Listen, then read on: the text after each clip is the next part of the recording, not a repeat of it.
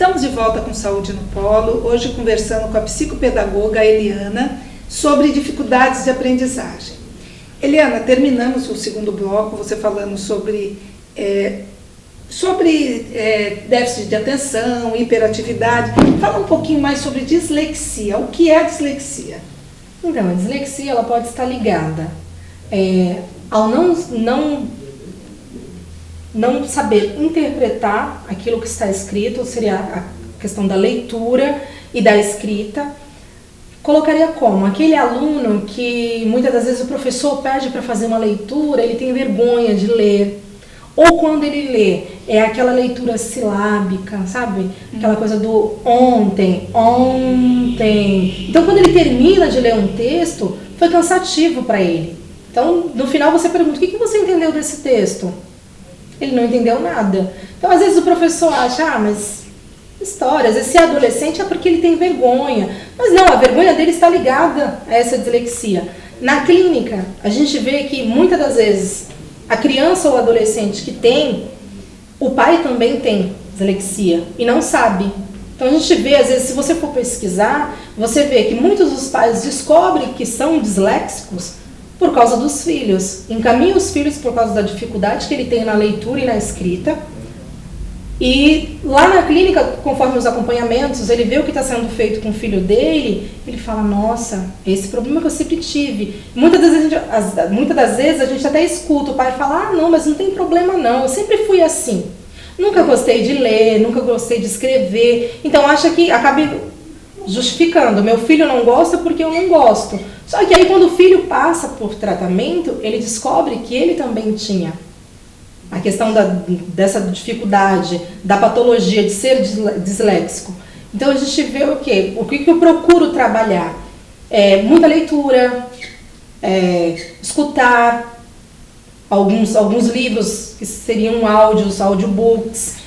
Então, quando a gente chega na escola, a preocupação da escola, nossa, mas dislexia, não é uma desculpa dele, porque ele não quer ler, ele não quer escrever, mas não, para ele é cansativo. Ele sabe que tem uma dificuldade, às vezes ele não conhece, mas o texto que para você ler em 20 minutos, um texto enorme, para ele pode levar 1 hora, só que chegando no final dessa leitura, foi cansativo e ele não entendeu nada. Então está ligado a isso, a questão da leitura e da escrita. Uma dificuldade que pode ser trabalhada junto à psicopedagogia ou junto ao acompanhamento com fonoaudiologia. Isso. E a descalculia? A descalculia ela está ligada a números. Então, a parte da matemática. Então, quando a gente fala em descalculia, a gente lembra de matemática. É aquele aluno que não consegue ler um enunciado de um problema. Aquele aluno que o professor dá uma operação matemática para ele, os números estão embaralhados. Mas não é porque ele tem a preguiça de fazer ou porque ele não sabe. Às vezes é porque ele não entende o processo de como chegar naquela operação. E é isso que muitas das vezes eu trabalho na clínica. Adolescentes que chegam com algumas atividades propostas pela escola e que na escola ele não conseguiu fazer. Mas ele não conseguiu fazer porque ele não conseguiu entender. Mas só que aí a professora acha que, mas é óbvio, está aqui o enunciado. Mas aí lembrando, muitos dos alunos que têm descalculia, às vezes está um pouco ligado também à dislexia. Ele não consegue ler o enunciado. Isso que eu ia te perguntar. Você pega caso de descalculia, só descalculia? É difícil, Não, porque ela sempre está ligada. Sempre está ligado. Tem um paciente mesmo que no final do ano passado, a gente acabou descobrindo que a escola levantou a hipótese dele ser descálculo, dele ter a descalculia. Então a gente vendo, se você for ver em pesquisas, você nunca vai encontrar a descalculia só. Ela vai estar sempre ligada, sempre associada a alguma outra dificuldade. Então seria, na síntese, a dificuldade de entender números, de fazer conjuntos, várias maçãs. Então, para a pessoa que tem essa dificuldade, então escutar, ler, a gente tem histórias a gente vê no cotidiano escolas que ajudam o aluno como? Se ele não consegue ler aquele texto, se para ele é penoso chegar ao final daquele texto e ter um entendimento, ele tem um atendimento diferenciado dentro da escola. Alguém faz aquela leitura para ele, então você vê que ele é capaz de aprender. Se ele é capaz de entender alguém lendo, então a dificuldade dele está o quê?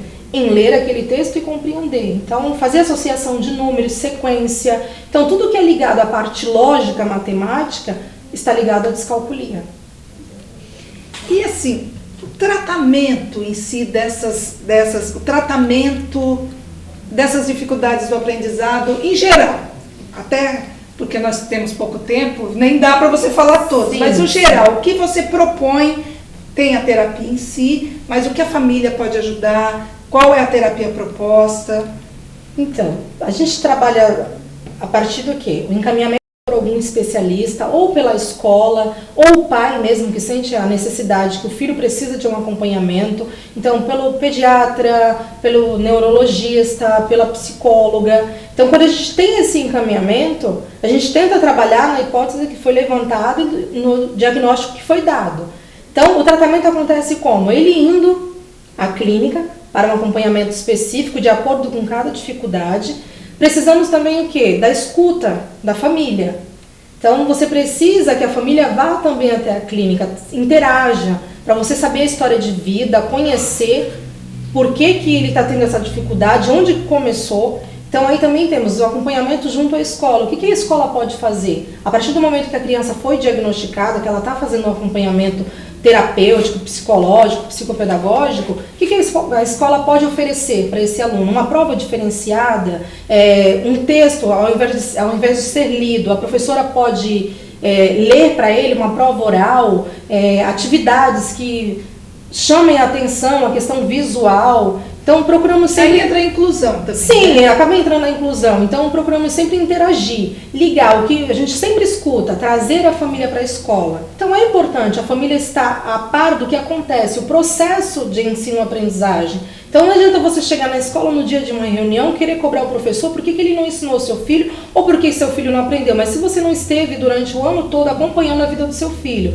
Então esse é o nosso papel. Também auxiliar a família, que ela deve estar sempre interagindo entre a escola, a clínica, conhecendo a vida do filho além do meio familiar, saber o que acontece na clínica. Então a gente chega na escola, leva o diagnóstico, tem um relatório. Então o aluno precisa disso, é uma prova diferenciada, aulas mais dinâmicas. Lógico que a gente sabe que nem toda escola vai acatar o que a gente está pedindo, mas a gente tenta fazer da melhor forma. Isso. Olha, Eliana, ainda tinha um monte de coisa para te perguntar, mas infelizmente o nosso tempo está chegando ao fim. Eu queria mais uma vez te agradecer por você ter dado o seu tempo aqui para realmente tirar essas dúvidas. Teria muito mais, gostaria até que você tem algum contato, passe até, você tenha o endereço, o telefone da clínica, porque do mesmo jeito que eu ainda tinha muita coisa para te perguntar, o pessoal que está nos assistindo ainda tem muita dúvida. Como que faz para entrar em contato com você? Então, no Projeto Convívio, que fica situado na Rua São Paulo, número 220, telefone 3372-5129 ou pelo e-mail eliana.santos.psicopedagoga@gmail.com. Então, qualquer dúvida, pode estar ligando na clínica, algum profissional vai atender e vai direcionar a sua pergunta. Isso, e qualquer coisa pode te mandar um e-mail que você responde. Sim, pode mandar um e-mail que eu respondo. Porque com certeza o pessoal vai ter um monte de dúvida. Você vai chover, mas depois você vai me xingar. Então, mais uma vez, muito obrigada. Eu que agradeço. Chegamos ao fim de mais um Saúde no Polo. Espero que tenham gostado e até o próximo programa.